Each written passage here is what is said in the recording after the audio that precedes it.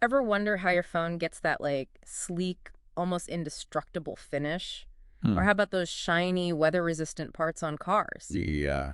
Well, get ready to unlock the secrets, because today's deep dive takes us into the world of anodizing machine operators, Okay. the unseen heroes of durable design. Yeah. We've got a stack of career guides, insider tips, and even a glimpse into how tech is shaking things up in this field. And what's really interesting is that while most people have never even heard of anodizing, it's something we encounter every single day. Okay, you've piqued my curiosity. So before we jump into the career itself, let's break down what anodizing machine operators actually do. Okay. I'm guessing it's more than just dipping metal into a vat of glitter, right? Definitely more to it than that. In simple terms, they use these specialized machines to give metal, usually aluminum, a superpower, a durable, corrosion-resistant finish. Uh-huh. This process, called anodizing, involves a bit of electrochemistry. Electrochemistry. Sounds a little intimidating. It's not as complicated as it sounds. Essentially, they create a thicker layer of aluminum oxide on the metal surface. Okay. This oxide layer is what makes it so tough and gives it that smooth, almost decorative finish. So they're not just making it pretty, they're making it practically wear-proof. Exactly. And there are different types of anodizing, type Y, type 2, type 3, each with its own unique properties and applications.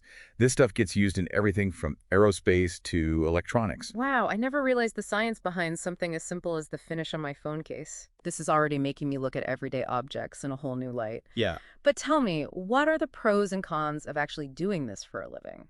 Is it a career path worth exploring? That's where things get really interesting. Let's dive into the nitty-gritty of what it takes to succeed as an anodizing machine operator. All right, so we've established that anodizing machine operators are practically wizards with metal, transforming it at a molecular level. It is pretty cool when you think about it like that. But what's the day-to-day reality of this job like? The career guides must have given some juicy details. Oh, they definitely do. And one thing that immediately jumps out is the earning potential. Okay.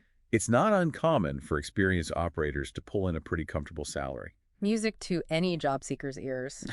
But I imagine it's not just about the paycheck. What about the actual work itself? Well, it's definitely a hands-on role. You're operating machinery, monitoring that anodizing process, and doing quality checks. You get to see those fruits of your labor, which the guides emphasize can be incredibly rewarding. Yeah, I bet there's a certain satisfaction in seeing a dull piece of metal go through that transformation. Did the guides mention any unexpected perks? You know, there was one interesting tidbit. Oh, Apparently, some operators find the work environment to be quite meditative. really? You're in this controlled space surrounded by these like humming machines, and there's a rhythm to the work that can be almost calming.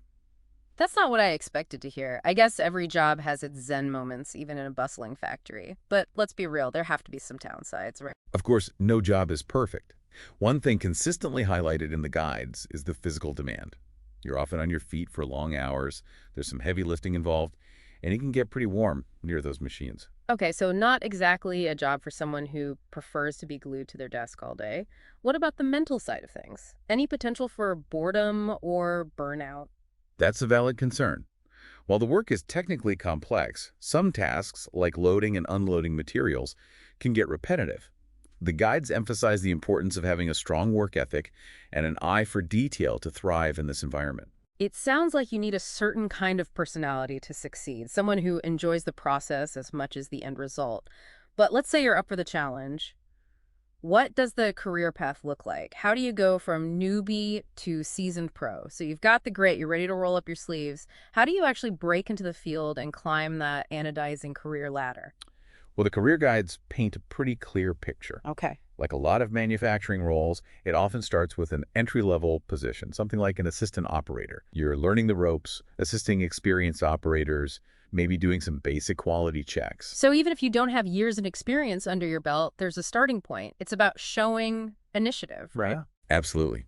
It's about proving you're a fast learner and eager to contribute. As you gain experience, you'd progress to a junior operator role, where you take on more responsibility. Okay. Think setting up the machines, monitoring those intricate process parameters, maybe even troubleshooting minor issues. Sounds like problem-solving skills are key as you move up the ranks. Couldn't agree more. And that's where things get really interesting. Yeah. The guides highlight the role of an experienced operator, someone who's essentially the go-to expert on the floor. Okay.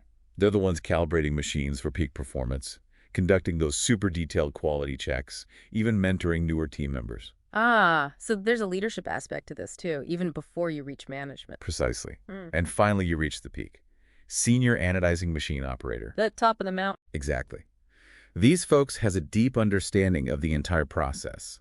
They're overseeing multiple machines, optimizing workflows, troubleshooting the really complex stuff, maybe even collaborating with engineers to develop entirely new anodizing techniques. Wow, so there's real potential for innovation in this field. But let's be real for a second. Landing any job these days can feel like an uphill battle. Mm. What can someone do to stand out from the crowd, especially when it comes to nailing that interview?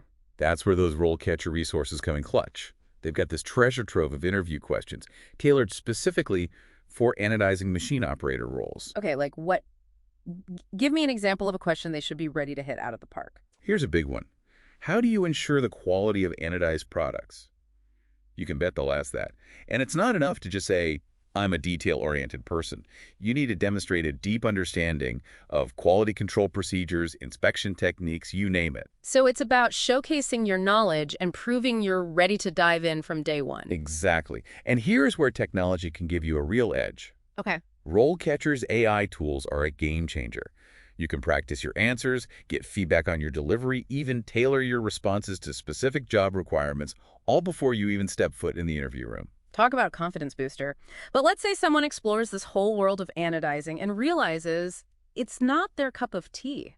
Are the skills they learn transferable to other fields? 100%. Think about it. You're gaining technical expertise, becoming a problem-solving pro, mastering quality control. These are valuable assets in tons of industries. So this deep dive wasn't just about one specific job. It was about opening doors to a whole range of possibilities. Exactly. In fact, the career guides even point to some fascinating adjacent careers.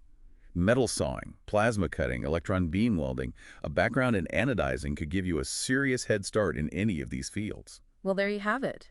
We've journeyed through the microscopic world of anodizing, scaled the career ladder, and even uncovered hidden pathways to other exciting fields. I don't know about you, but my brain is buzzing with new insights. Mine too.